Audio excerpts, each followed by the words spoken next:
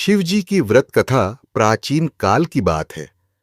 एक नगर में धनपाल नाम का एक समृद्ध साहूकार रहता था।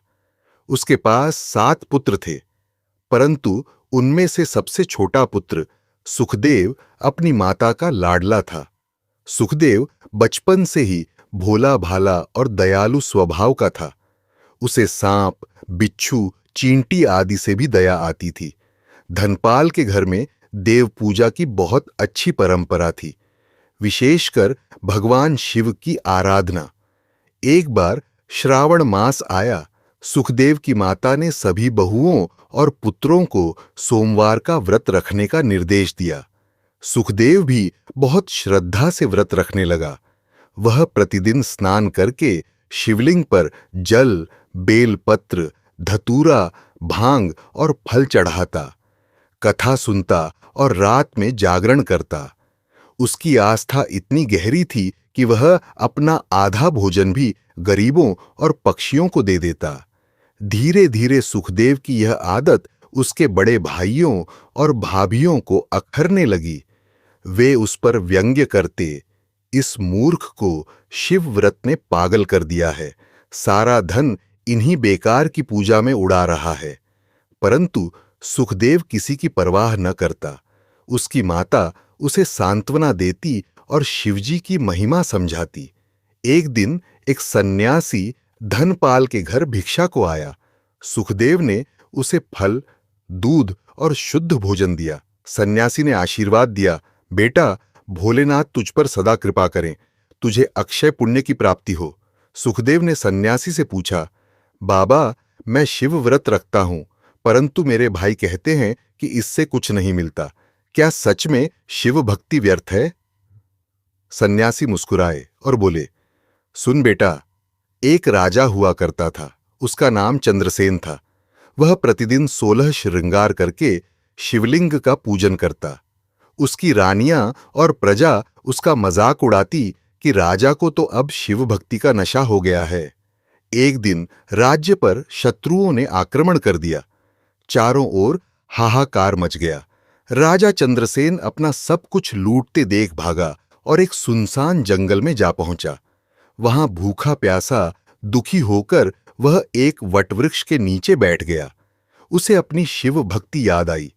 उसके पास न तो जल था, न बेलपत्र, न फूल। उसने मिट्टी का ढेर बनाकर उसे शिवलिंग माना और अपने आंसुओं से अभिषेक करने लगा। तभी वहां एक किरात राक्षस प्रकट हुआ।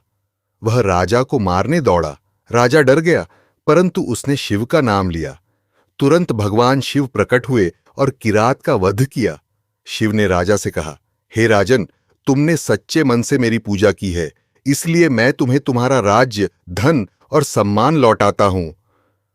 राजा चंद्रसेन फिर से राजा बना और जीवन भर शिव व्रत करता रहा। इसलिए बेटा, शिव भक्ति कभी व्यर्थ नहीं जाती।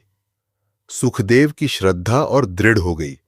उसने प्रण लिया कि वह जीवन भर हर सोमवार और प्रदोष के दिन व्रत रखेगा और शिवलिंग का पूजन करेगा। समय बीतता गया। धनपाल का व्यापार डगमगाने लगा। बड़े बेटों ने अलग अलग घर बसा लिए और अपना अपना धन लेकर चले गए। धनपाल बूढ़ा हो गया। उसकी पत्नी की मृत्यु हो गई। धनपाल के पास अब कोई नहीं था। बड़े बेटों ने उसे अपने घर से निकाल दिया। केवल सुखदेव ने कहा, पिताजी, मेरे पास कुछ नहीं है, केवल शिवजी का नाम है और मेरे श्रम की कमाई है। आप मेरे साथ रहें। धनपाल सुखदेव के साथ रहने लगा। सुखदेव दिन भर मजदूरी करता और रात में शिव पूजा करता। एक दिन वह मजदूरी करके लौट रहा था कि रास्ते में उसे एक दिव्य पुरुष मिला। उस दिव्य पुरुष ने सुखदेव को एक मिट्टी का घड़ा दिया और कहा, हे सुखदेव, तुम्हारी शिव भक्ति से प्रसन्न होकर मैं तुम्हें यह घड़ा दे रहा हूं। इस घड़े से तुम्हें जब चाहो अन्न और धन प्राप्त होगा, लेकिन एक शर्त है, तुम इस घड़े से कभी किसी के लिए लोभ या द्वेष से कुछ मांगना मत। सुखदेव घर पहुंचा और उसने घड़े को देखा। उसने मन ही मन भगवान शिव को प्रणाम किया और कहा, मुझे कुछ नहीं चाहिए, बस पिताजी के लिए भोजन और अपने व्रत के लिए पूजन सामग्री चाहिए। उसी समय घड़े में से अन्न, दूध, फल, वस्त्र, धन सब कुछ निकलने लगा। धनपाल ने यह चमत्कार देखा तो उसकी आंखों से आंसू बह निकले। उसने कहा, बेटा, तू सच में महान है। मैंने बड़े बड़े व्रत उपवास किए, पर मुझे कभी ईश्वर नहीं मिले। तुझे तो तेरी निश्चल भक्ति ने यह सब दिला दिया।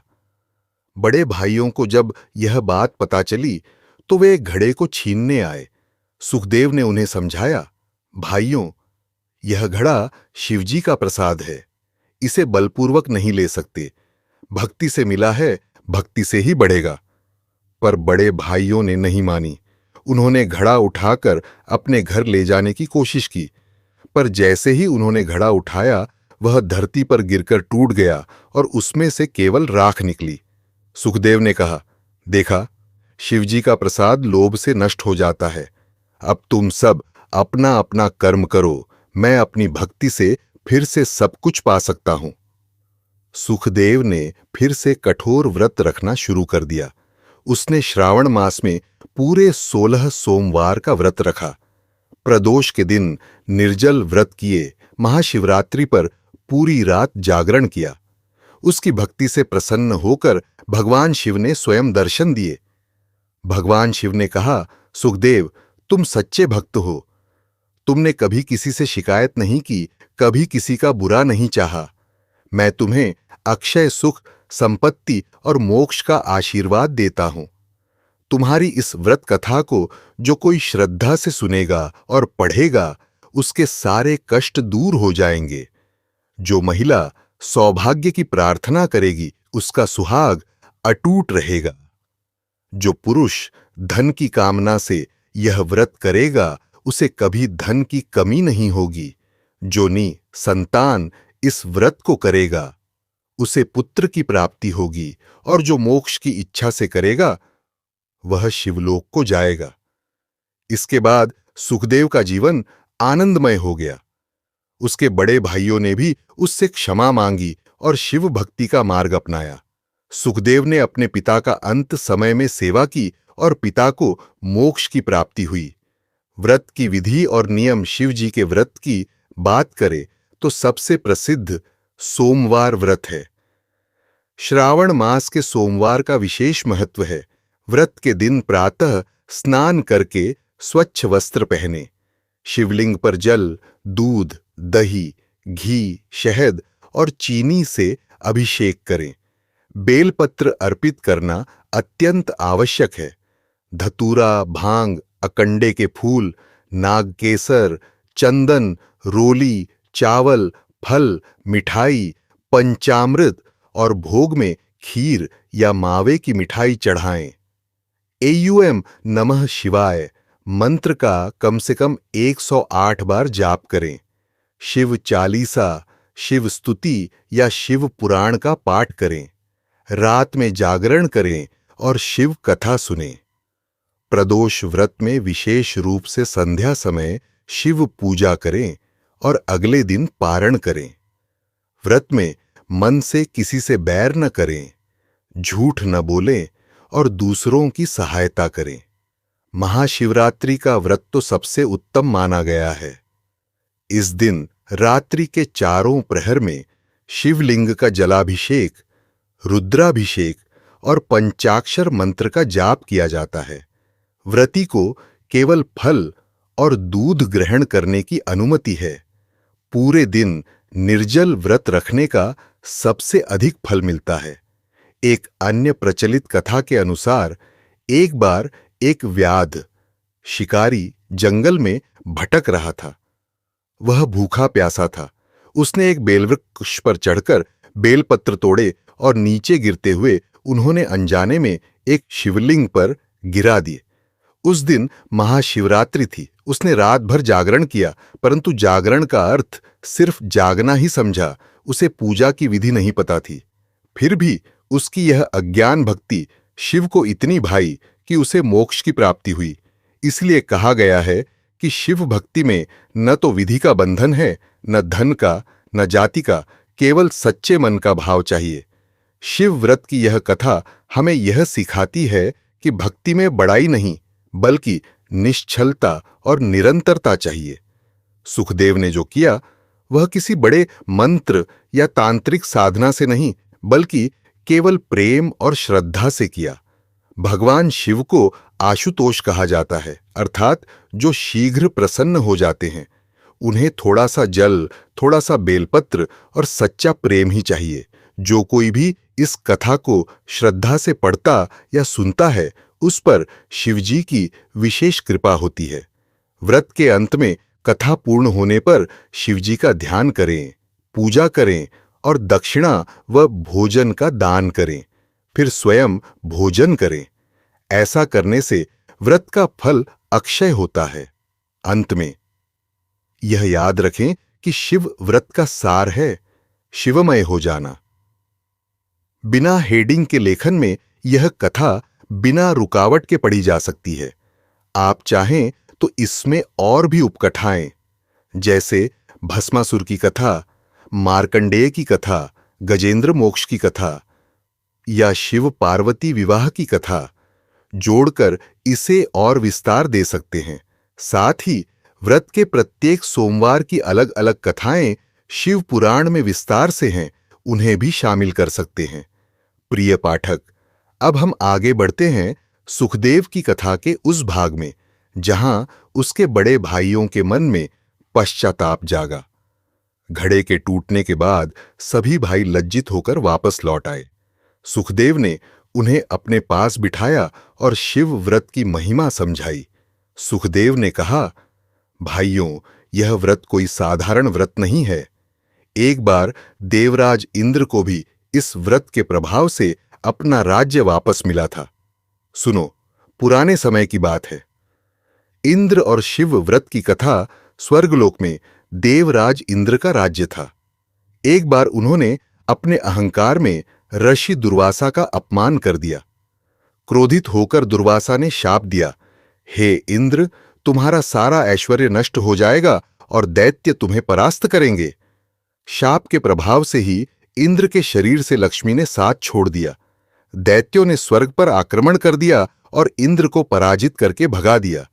इंद्र अपनी पत्नी शची के साथ वन वन भटकने लगे। तब इंद्र ने ब्रह्मा जी के पास जाकर उपाय पूछा। ब्रह्मा जी ने कहा, हे इंद्र, तुम भगवान शिव की आराधना करो। श्रावण मास में सोमवार का व्रत रखो और शिवलिंग पर सहस्र कमल अर्पित करो। तुम्हारा राज्य वापस मिल जाएगा। इंद्र ने कठोर व्रत शुरू कर दिया। वह प्रतिदिन स्नान करता, शिवलिंग स्थापित करता और हजारों कमल चढ़ाता। एक दिन जब वह कमल तोड़ रहा था तो उसे देखते देखते सारे कमल समाप्त हो गए। अभी भी एक कमल की कमी थी। तब इंद्र ने सोचा, भगवान को मेरी भक्ति चाहिए, कमल नहीं। उसने अपनी नेत्र कमल आंख को ही शिवजी को अर्पित करने का निश्चय किया। वह एक कमल के डंठल की तरह अपनी आंख निकालने लगा। तभी भगवान शिव प्रकट हुए और बोले, हे इंद्र, मैं तुम्हारी भक्ति से प्रसन्न हूं। तुम्हें तुम्हारा राज्य वापस मिलेगा। उसी क्षण दैत्य परास्त हुए और इंद्र पुनः स्वर्ग के राजा बने। सुखदेव ने कहा, देखा, जब इंद्र देवता जैसा महापुरुष व्रत करता है तो हम छोटे प्राणी क्यों न करें। व्रत का फल अक्षय है। एक और कथा है पुष्पदंत की। प्राचीन समय में पुष्पदंत नामक एक गंधर्व था। वह अत्यंत सुंदर और विद्वान था, लेकिन घमंडी भी। उसे अपने गायन और नृत्य पर बहुत अभिमान था। एक बार वह शिवजी की सभा में गाने लगा। वह इतना मस्त था कि उसने भगवान शिव की ओर ध्यान दिए बिना गाना जारी रखा। वहां उपस्थित ऋषियों ने उसे समझाया कि भगवान के सम्मान में विनम्रता से गाना चाहिए, पर उसने कोई ध्यान नहीं दिया। क्रोधित ऋषियों ने शाप दिया, तू पिशाच बनकर पृथ्वी पर भटकेगा। पुष्पदंत तुरंत पिशाच बन गया। वह घोर रूप वाला, भयंकर दिखने वाला और सबसे घृणित जीव बन गया। उसे कोई देखना भी नहीं चाहता था। वह श्मशानों में रहने लगा। बहुत दुखी होकर उसने भगवान शिव का स्मरण किया। शिवजी ने उसे दर्शन देकर कहा, पुष्पदंत, तू शिवलोक में गाता था, पर तुझमें विनम्रता नहीं थी। अब तू शिव व्रत कर, हर सोमवार को मेरी पूजा कर और बेलपत्र चढ़ा, मेरे भक्तों की सेवा कर, तेरा उद्धार होगा। पुष्पदंत ने शिव व्रत का पालन किया। वह पिशाच रूप में ही गुप्त रूप से रात के समय शिवलिंग पर फूल चढ़ाने जाता। लोग डरते थे, पर उसकी भक्ति देखकर शिव प्रसन्न हुए। एक दिन शिवजी ने आकर उसे पुनः गंधर्व रूप दे दिया और कहा, जो कोई इस व्रत को करेगा उसे कभी पिशाच योनि नहीं मिलेगी। सुखदेव की कथा आगे। कुछ समय बाद धनपाल की मृत्यु हो गई। सुखदेव ने अपने पिता की अंतिम क्रिया विधि से की और उन्हें गंगा में अस्थियां प्रवाहित की। अब वह अकेला रह गया था। उसके बड़े भाई अब भी कंजूसी से रहते थे और आपस में लड़ते झगड़ते थे। सुखदेव ने सोचा, मुझे भी एक परिवार बसाना चाहिए ताकि यह व्रत की परंपरा आगे बढ़े। एक दिन सुखदेव ने एक ब्राह्मण की कन्या से विवाह किया। वह कन्या अत्यंत सात्विक और शिवभक्त थी। उसका नाम शिवानी था। शिवानी के पिता ने सुखदेव से कहा था, बेटा, मेरी बेटी को केवल वही वर मिलेगा जो 16 श्रावण सोमवार का व्रत कर चुका हो। सुखदेव ने पहले ही यह व्रत कई बार किया था, इसलिए यह विवाह संभव हुआ। विवाह के बाद शिवानी ने सुखदेव को और अधिक शिव भक्ति में लगा दिया। दोनों मिलकर प्रतिदिन पूजा करते, व्रत रखते, शिव भक्तों को भोजन कराते और कथा सुनते सुनाते। धीरे धीरे उनके घर में फिर से वही अक्षय घड़ा प्रकट हो गया। इस बार वह सोने का था और उस पर रुद्राक्ष की माला अंकित थी। शिवानी ने पूछा, प्रभु, यह घड़ा कैसे आया? सुखदेव ने कहा, यह हमारे संयुक्त भक्ति का फल है। शिवजी कहते हैं कि पति पत्नी दोनों मिलकर व्रत करें तो उसका फल दोगुना होता है। एक दिन एक महामारी फैली। नगर में हर तरफ बीमारी और मौत का माहौल था। लोग भूखे प्यासे मर रहे थे। सुखदेव और शिवानी ने घड़े से अन्न निकालकर सबको खाना खिलाया, बीमारों की सेवा की। उन्होंने शिवलिंग स्थापित करके नगरवासियों को एक साथ व्रत करने का आग्रह किया। सबने मिलकर श्रावण के एक सोमवार को व्रत रखा। नगर के मुख्य चौराहे पर रुद्राभिषेक किया गया। रात भर जागरण हुआ और सुबह होते होते वह महामारी समाप्त हो गई। लोग चमत्कार देखकर आश्चर्यचकित रह गए। तब सुखदेव ने कहा, यह शिवजी की कृपा है। कोई रोग, कोई संकट, कोई दुख शिवजी के सामने नहीं टिक सकता। व्रत के और रहस्य। अब हम उन रहस्यों की ओर चलते हैं जो शिव व्रत में छिपे हैं। ज्योतिष शास्त्र के अनुसार सोमवार का दिन चंद्रमा का होता है। चंद्रमा मन का कारक है। सोमवार का व्रत करने से मन शांत और स्थिर होता है। चंद्रमा पर शिवजी का आशीर्वाद है, क्योंकि उन्होंने चंद्रमा को अपने मस्तक पर धारण किया है। इसलिए जो लोग मानसिक तनाव, चिंता, अवसाद से पीड़ित हैं, उन्हें सोमवार का व्रत अवश्य करना चाहिए। प्रदोष व्रत की बात करें तो यह त्रयोदशी तिथि को पड़ता है। यह दिन शिवजी के अत्यंत प्रिय हैं। कहते हैं कि प्रदोष काल में शिवजी अपने नंदी पर सवार होकर भक्तों की परिक्रमा करते हैं। इस समय किया गया कोई भी सत्कर्म सैकड़ों गुना फलदायी होता है। इस दिन शिवलिंग का दुग्धाभिषेक करने से सभी ग्रह दोष समाप्त होते हैं। महाशिवरात्रि का व्रत तो सबसे रहस्यमयी है। इस दिन पृथ्वी पर शिव तत्व की ऊर्जा सबसे अधिक होती है। यह वह रात है जब शिवजी ने तांडव नृत्य किया था।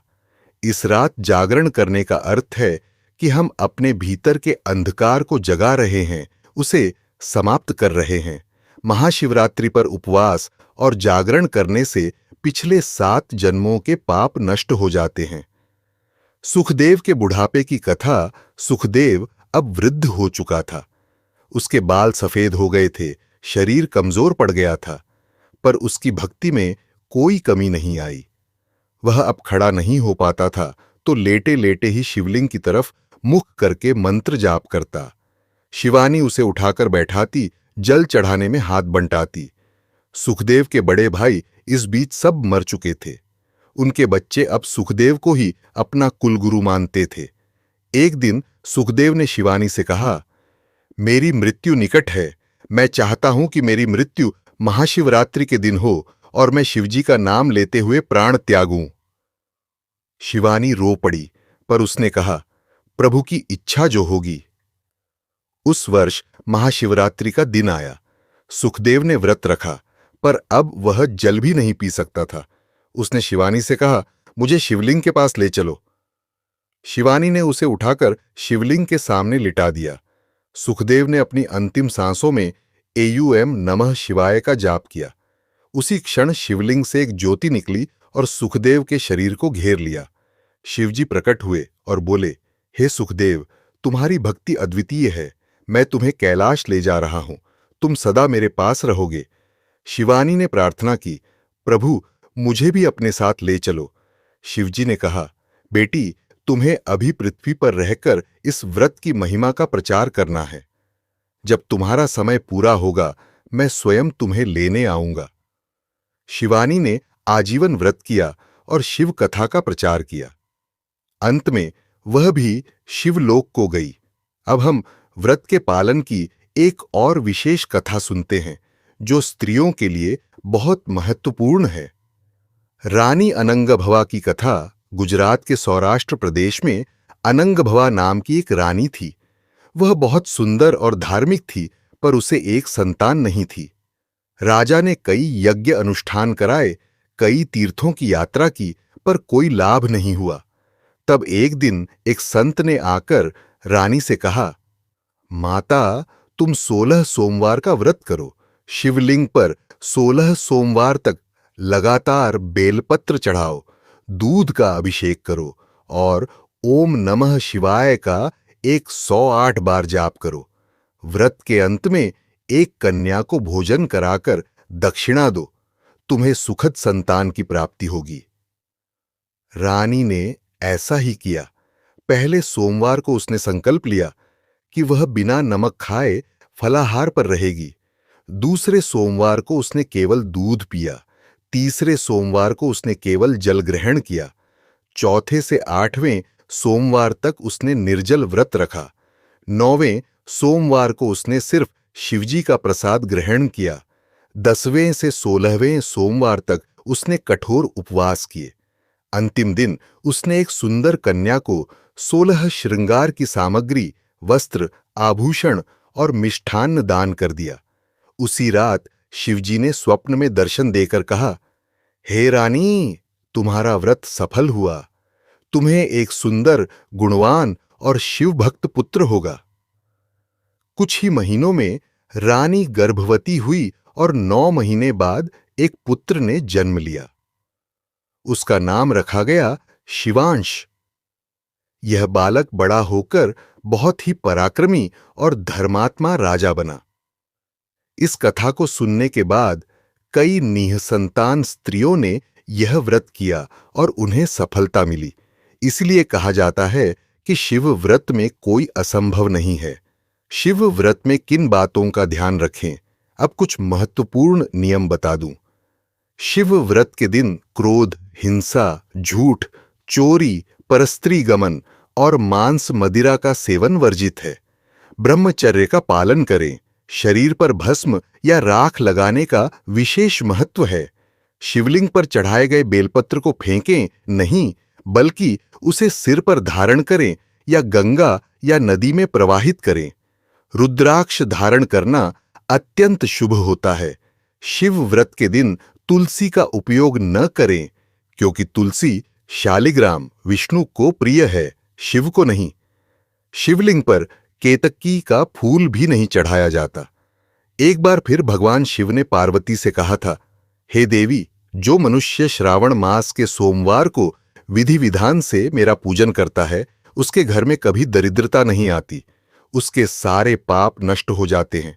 वह मृत्यु के बाद मेरे लोक में आता है और करोड़ों वर्षों तक वहां सुख भोगता है। फिर जब वह पृथ्वी पर जन्म लेता है तो किसी धनी और प्रतिष्ठित घर में जन्म लेता है। शिव व्रत की एक और सरल विधि, यदि कोई व्यक्ति अधिक कठोर व्रत नहीं रख सकता तो वह एक सरल विधि अपना सकता है। प्रातः स्नान करें, शिवलिंग पर जल चढ़ाएं, बेलपत्र, फूल और नैवेद्य रखें। एयूएम नमः शिवाय का जाप करें, शिव चालीसा का पाठ करें और फिर दिन भर फलाहार करें। रात में फिर से पूजा करें और अगले दिन सुबह पारण करें। इस व्रत को भी अक्षय फल की प्राप्ति होती है। विशेष बात यह है कि शिव व्रत में कोई जाति, लिंग, आयु का बंधन नहीं है। स्त्री, पुरुष, बालक, वृद्ध सभी कर सकते हैं। चाहे वह अमीर हो या गरीब, शिक्षित हो या अनपढ़, सभी शिव जी की कृपा के अधिकारी हैं। केवल एक चीज चाहिए, सच्चा मन। निष्कर्ष और आशीर्वाद तो प्रिय पाठक, यह थी शिव जी की व्रत कथा जो पीढ़ियों से चली आ रही है। इस कथा का सार यह है कि शिवजी अति सुलभ हैं। उन्हें न तो महंगे पुष्प चाहिए, न भव्य भोग। उन्हें तो चाहिए एक बूंद प्रेम की, एक पत्ता श्रद्धा का, एक फूल समर्पण का। सुखदेव ने जो पाया वह उसकी सादगी और निरंतरता का परिणाम था। आप भी इस व्रत को करें, चाहे आपका कोई भी संकट हो, चाहे कोई भी कामना हो या फिर केवल शिव का प्रेम पाने की इच्छा हो।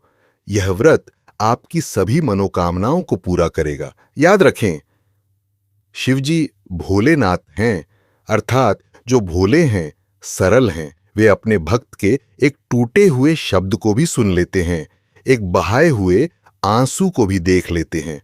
तो आइए हम सब मिलकर शिवजी का स्मरण करें, उनका व्रत करें, उनकी कथा सुनें और अपने जीवन को धन्य बनाएं।